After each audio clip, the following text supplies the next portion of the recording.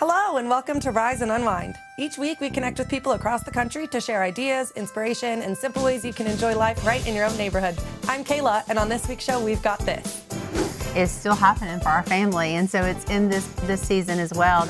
Obviously it ends with a nice high five moment when we put people in cuffs and we arrest them. All that and plenty more. So sit back, relax, and let's rise and unwind. What if you could experience Elvis in a way you've never seen or heard before? A new cinematic event from director Baz Luhrmann brings rare footage, restored performances, and unheard recordings together in something that's not quite a documentary and not just a concert film. It's called Epic, Elvis Presley in Concert.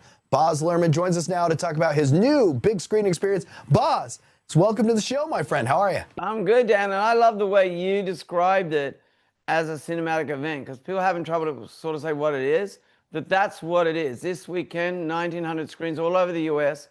Get out and have a cinematic event, because that's what we tried to do. That's what Elvis is. And during the making of Elvis, you went searching for rumored lost concert footage. Yeah. And actually found dozens of boxes that hadn't been seen in decades. What did that discovery like for you? Oh my God! Literally, we thought we'd find a reel, and we went down to these salt mines in Kansas City where they stored negative.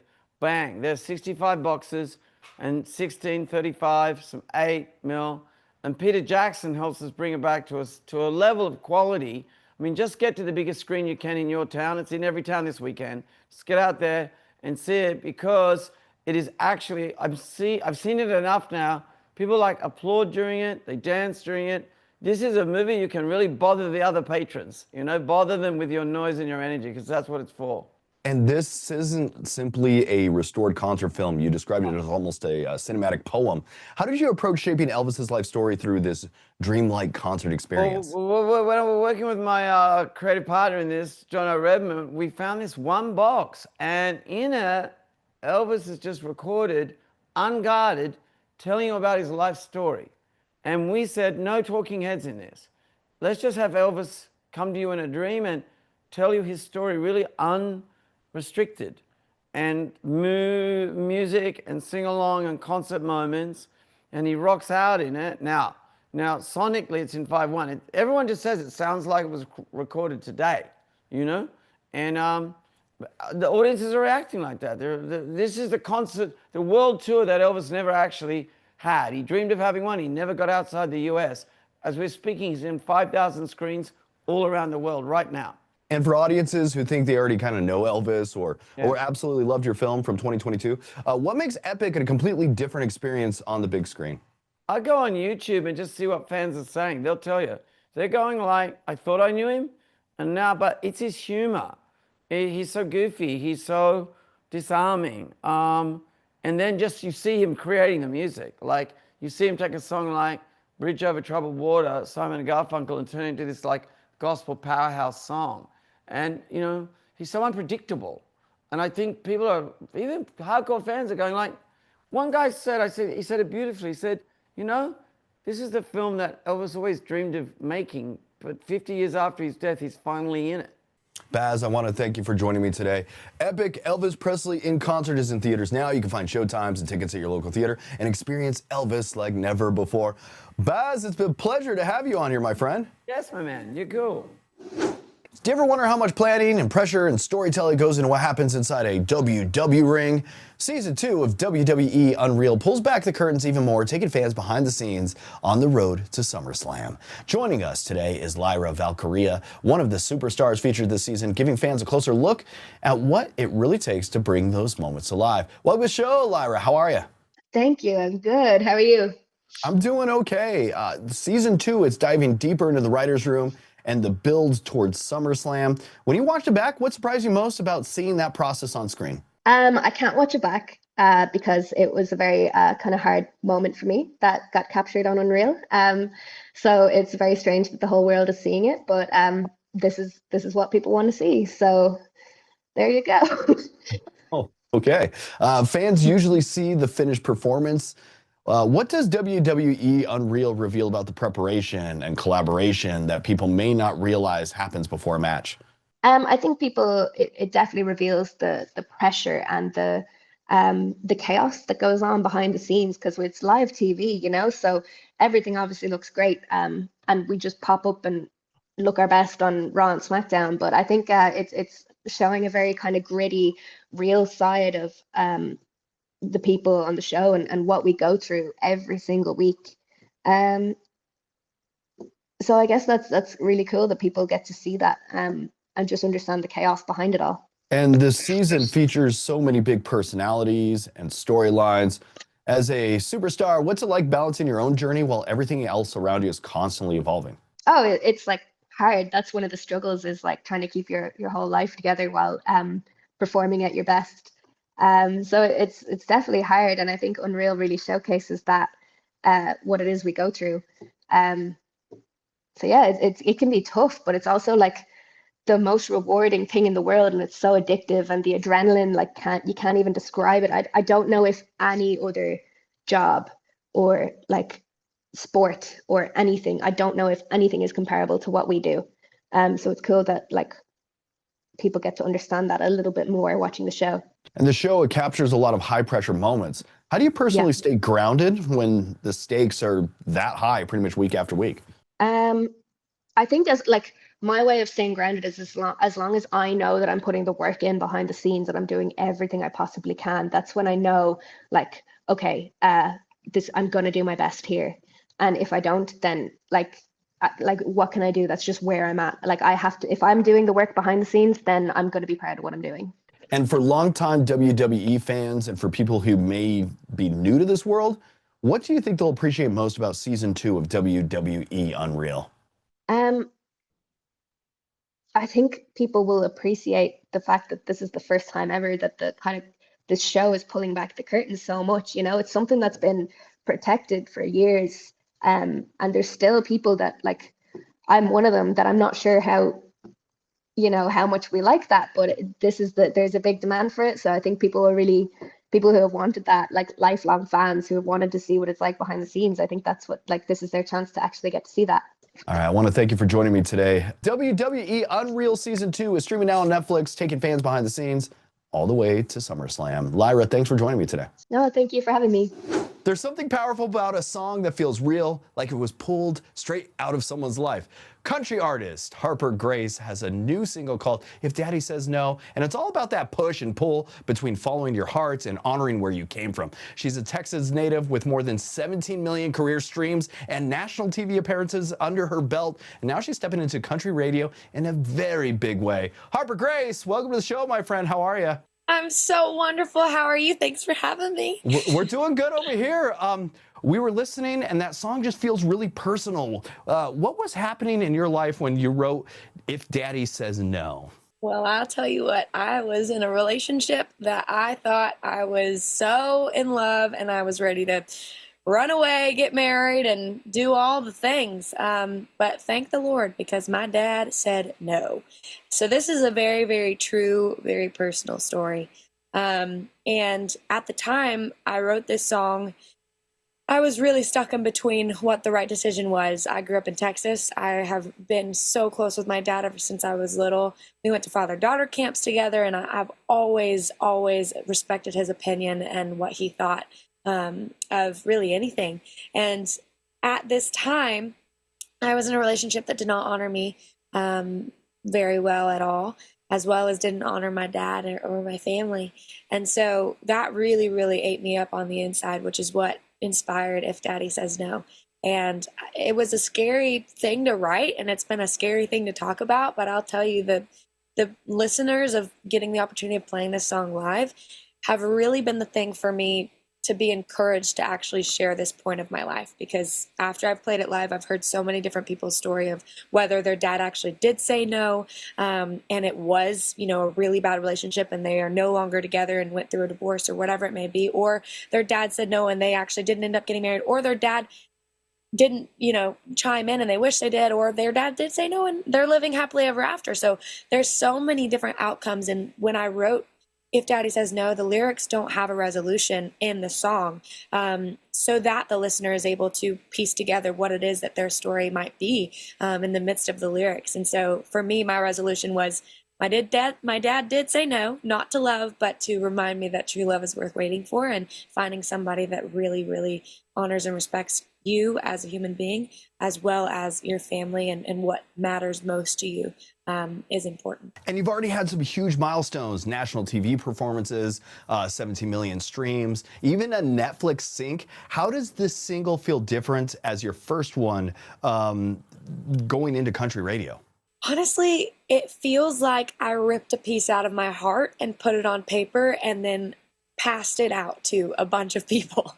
And I think that that's the beauty in it. I think that I always have fun writing music. I always enjoy telling, fun stories with Take It to the Grave, Getaway, that's in the Netflix movie. But this song was so personal and so vulnerable. And I just wanted that to set the tone for this year, especially coming out with new music towards the end of the year as well. This is kind of this waterfall trickling in on an album, hopefully soon, and the album would be called Dear Heart. So these are really pages just ripped out of my heart of areas of my life that people don't quite know about, that I'm ready to share because of having the opportunity of playing them live for a couple of years now, and knowing that so many other people have also walked through these situations and these experiences in much different ways. But yeah, it does feel different because it feels vulnerable. All right, here's a question I like to ask artists and people that are creators. Who is an inspiration for you that is outside of the type of, that is not a musician or somebody like that, like a country singer, that is outside doing their own art? Who is in another form of art is an inspiration to you that you use in your own world and building creativity? In another form of art, I think I spend a lot of time listening to music, so that is definitely something that in the most artistic thing has drawn me. But I do listen to a lot of podcasts and a lot of preachers. And I think that that's a whole nother art, is bringing scripture to life and talking about it. Jensen Franklin is someone that I really look up to. Jonathan Pokluda is someone that I look up to. Sadie Robertson. There's this wonderful podcast called Girls Gone Bible. I listen to that a lot. So I think maybe that's another piece of art in my personal opinion that I really draw a lot of inspiration from. And for people who discovered you for the first time, how would you describe your sound, and what would you want them to feel when they actually hear this track? I would describe it, my sound in general would be a soulful country with a little bit of classic added to it. I would hope that when people hear If Daddy Says No, that they could do some, maybe some searching of what that personal piece is that is attached to that song, and know that there's ways to get it out and talk about it, and music is a wonderful way to piece personal bits of your own life, whether that's If Daddy Says No or your favorite artist. But yeah. Harper Grace, I want to thank you for hanging out with me today. You can check out Harper Grace's new single, If Daddy Says No, when it hits streaming platforms February 27th. And to learn more, you can follow her journey. Visit harpergracexo.com and find her on social media. Harper, thank you so much for being here. Thank you so much for having me. It was a wonderful time. Top tier, 10 out of 10. Well, thank you. Reality TV families come and go, but the Robertsons somehow turned beards, duck calls, and family chaos into a cultural phenomenon. Now they're back with Duck Dynasty: The Revival, following Willie and Korie Robertson as the family grows. The kids start their own lives, and the Duck Commander legacy just keeps evolving. The new season even opens with a tribute to Phil Robertson, while the rest of the clan brings plenty of the humor that fans remember. Joining us now are Willie and Korie Robertson. Great to see you both. It's great to see the Robertson family back on TV. What made this the right time to bring everyone together again? Well, we kind of looked up and all of our kids were back. After the show ended in 2017, we had a really busy run, so we were ready to take a little break. And then all our kids scattered and went off to college and got married and all the things. And we looked up one day and all of our kids were here back home. We all live right there together on this little family compound, and our kids all work with us in some capacity up at Duck Commander within the warehouse. And so that would be fun to kind of give the fans a little update into our life and where we are now. When people first met your family, the kids were a lot younger. Now they're married, raising families, and starting businesses. What's it like watching the next generation step into the legacy? Oh man, it's been a blast. Yeah, for sure. We had I think the main test was, do you want to be back on television? Because our kids had been on it, and so when they decided they would, we knew we didn't ruin them too bad. Well, watch them grow up, and our cast members have gotten way bigger because we have a lot more little kids, and also all their spouses, and so yeah, it's been fun watching kind of what they're going to do in life. And fortunately for us, they all ended up back here in Louisiana, and yeah, it's just been a joy. And then a lot of them have drifted to the office, and so yeah, it's kind of it's made for the kind of the next generation to see who's going to take it on. And you know, I didn't take over documentary until I was 30. Grew up in the business, never saw myself working here. When I was 30, that's when Korie and I came back and actually started working full-time for the company. So they're right about the age to where we were, and we're going to see who's next potentially to jump into the business. Duck Commander has always been at the center of the show. How has the business changed as the next generation gets involved? Well, we're still right here in our Duck Commander warehouse. We're still making duck calls right here in West Monroe, Louisiana. But now the family business has expanded quite a bit. Sadie's Live Original, her whole women's ministry is there. John Luke's into coffee. Bella's actually running our store and our museum. Will and Abby are back. Spoiler alert, Will and Abby made back this season. So everybody's right there, but everyone is doing different things. The premiere includes a tribute to Phil Robertson. What did that mean to honor him in that way?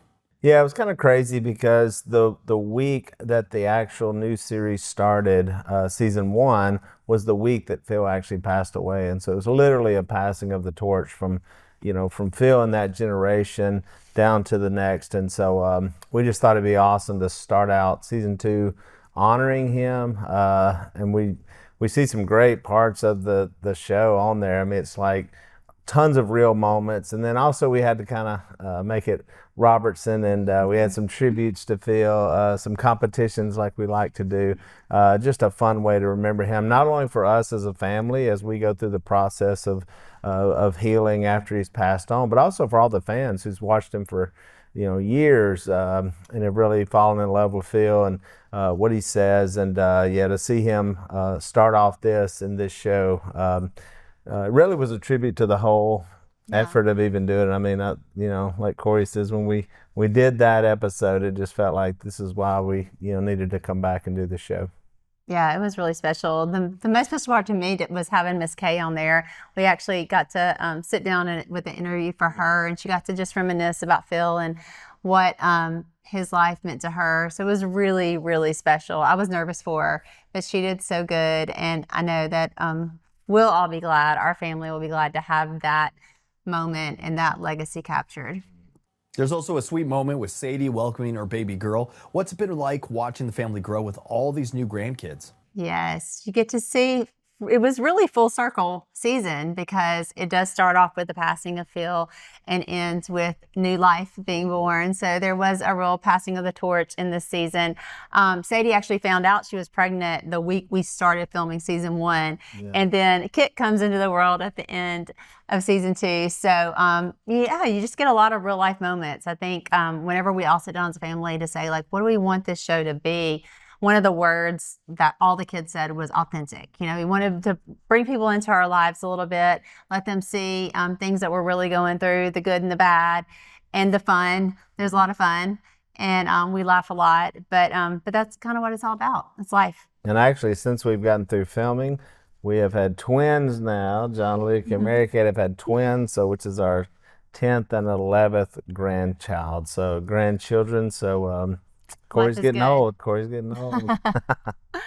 And your family has always mixed humor with deeper conversations about faith and life. Why do you think that resonates with so many viewers? Yeah, I think I think our take in life is always tried to be not take ourselves too seriously. And so when you get thrust into the spotlight and the fame, I think you really kind of find out who you are and what you want to be and what you want to promote. And I think it all for us came back to what our core was, which was faith, which is why we even did the show in the first place. Was really just to potentially get the gospel out to more people, to have a bigger platform. And so I remember talking to Phil about that, and Phil was not interested in doing the show at all when we first pitched it to him. And and we talked through how it could actually get the gospel out to more people, and we certainly saw that happen.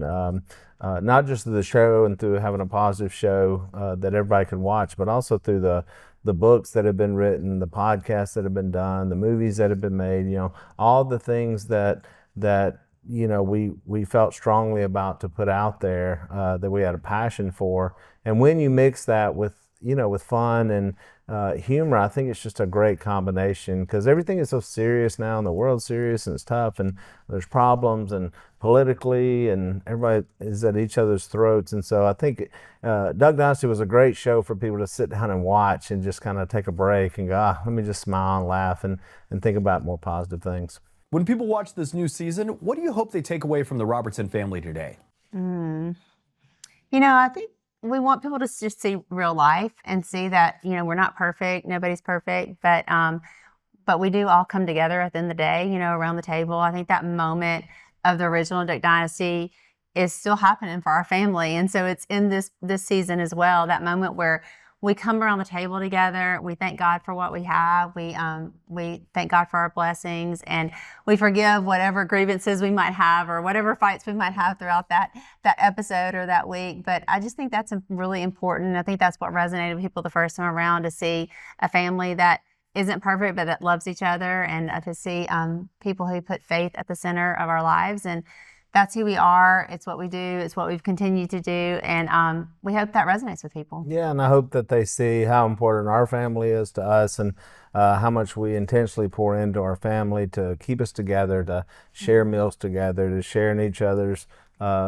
joys and bursts, but also the struggles and, when you're down. And so that's the importance of family. And that's why we made the show, is actually for other families as well, so that they can have another time to get together, spark a conversation, and just really promote family. And so our family has always stayed together through it all. And so it's so important and vital. And I think this show would help, hopefully help families get a little smile, but also remember how important family actually is.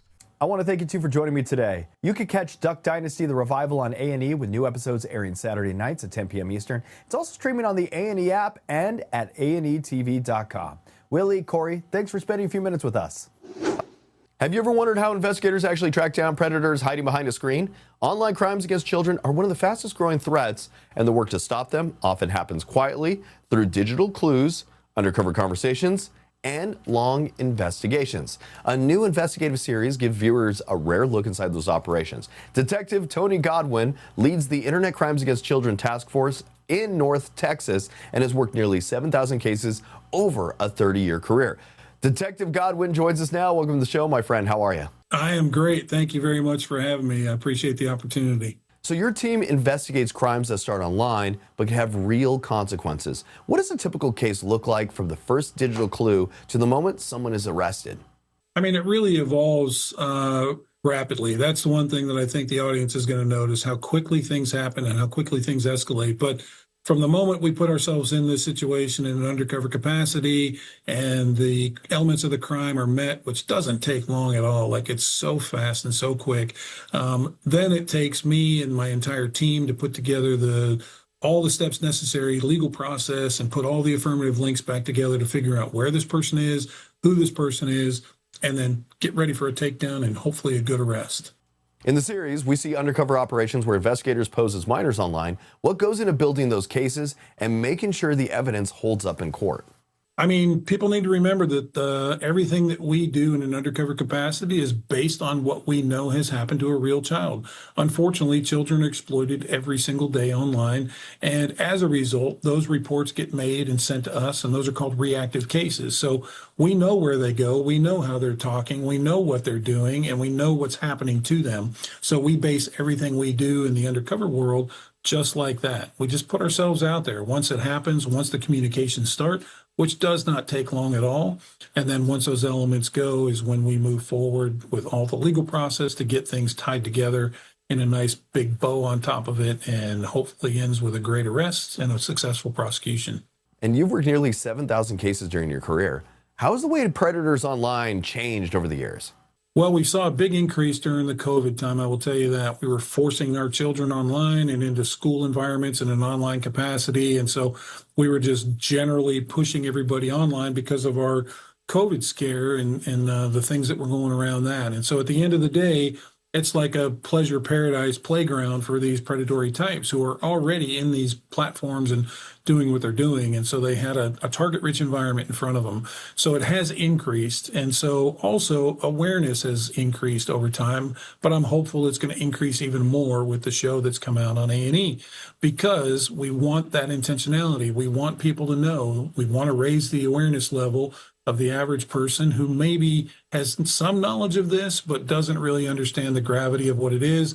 And you're going to see this highlighted in the show. Obviously, it ends with a nice high five moment when we put people in cuffs and we arrest them. And that's a very satisfying, rewarding part of the process. And for parents that might be watching this at home, what are some of the warning signs that a child might be interacting with someone dangerous online? Yeah, that's a really good question. First and foremost, I would say pay attention to the behavior changes. You know your child better than anybody. So if you have a child who's an A student that comes down to a C or a D student, then at the end of the day, you know something's going on. Maybe their friend group has changed a little bit. Maybe they're normally very outgoing, but all of a sudden they're really introverted. That could be a red flag that something's going on. Secondly, I would say know how to access your kid's device. Know the passcodes. Know the platforms they go to. Know that some of the platforms have their own passcodes that might be different from the code to get into the phone. Educate yourself about what they're doing and how they're doing it. Being intentional over time, not a one-time deal. This isn't I get to go look one time and then back out of it. If you need to use monitoring software to help with that, then do that. I'm a big proponent of that. But you need to be very intentional. You need to lean in. You need to have constructive, age-appropriate conversations with your kiddo so that at the end of the day, if something does happen, that child's going to come to you or a trusted adult and say, hey, I'm in a pickle, I've done something, or this is what's happened, I need some help. And you already have a path of what's going to happen to get that child back on a good restorative path. And the show gives viewers a behind-the-scenes look at your task force and the work that you do every day. What do you hope people understand better after watching these investigations play out? I mean, take into account, there's a little bit of shock and a little bit of awe. Most people are going to notice because after the first show came out last week, my phone almost melted with all these comments and questions about how graphic these predators are and how quickly things escalate. And that is reality. And so I think they're going to take away that, but I think they're also going to have this awareness level that has just increased exponentially. I think they're going to learn from some takeaways that are going to be highlighted on the show, that what they can do and what if something has happened, what if something's already happened. There's a lot of resources that are available to them. And I think they're going to enjoy the entertainment side of it, which is the arrest or the takedown. Those are all really great moments. And I'm really happy to be a part of the program with A&E. Detective Godwin, I want to thank you for joining me today. You can watch Predator Hunters Thursdays on A&E, and episodes are also available to stream on the A&E app and ANETV.com. Detective Tony Godwin, I really want to thank you for joining us today. I really appreciate your time. I appreciate the opportunity to talk to your audience. Thank you so much. That's going to do it for Rise and Unwind. Thanks so much for watching. If you'd like to learn more about the show, visit our website at riseandwindtv.com. And for behind-the-scene moments and celebrity interviews, be sure to check us out on Facebook and Instagram at Rise and Wind. You can also find our full episodes on YouTube under the same name, Rise and Wind. Until next week, I'm Kayla, and thanks for spending a little bit of time with us here on Rise and Unwind.